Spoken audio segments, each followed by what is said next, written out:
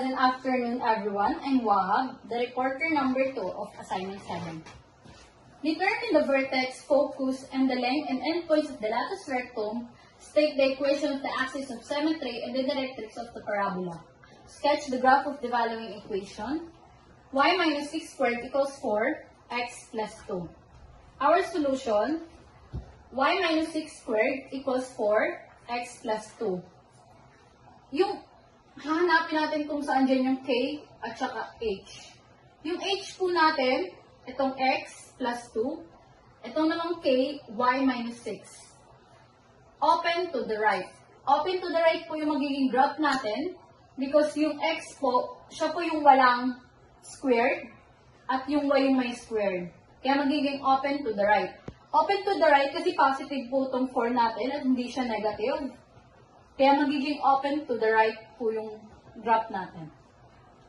4a equals 4 over 4. 4a over 4 equals to 8. 4 over 4 equals to 1. 2a equals 2 times 1 equals 2. Our vertex is negative 2 and 6.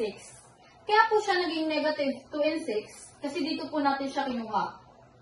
Sa h and k po natin. Yung negative 2 sa x plus 2.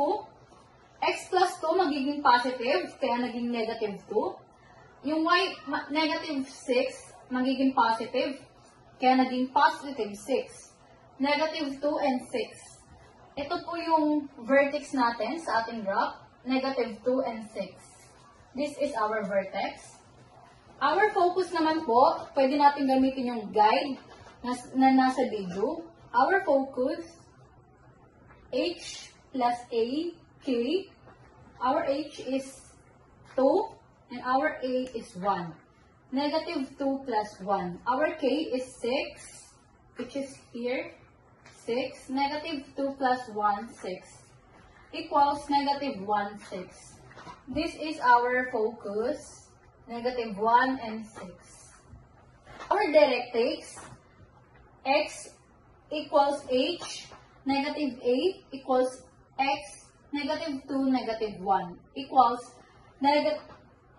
x equals negative 3. Here po yung directrix natin, negative 3. This is our directrix po. Axis of symmetry, y equals 6. This is our axis of symmetry, y equals to 6. Our latus rectum, negative 1, 2, negative and positive 6.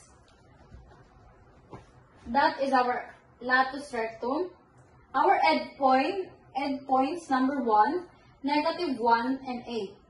Kaya po siya naging 8 kasi 2 plus 6 is equals to 8. And here po yung endpoints natin na number 1, which is here. Our endpoints number 2 naman po, latus rectum endpoints number 2, negative 1, 4. Kaya po siya 4 kasi 6 minus 2 is equals to 4. This is our endpoints number 2.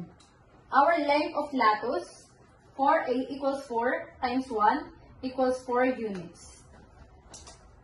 This is our graph.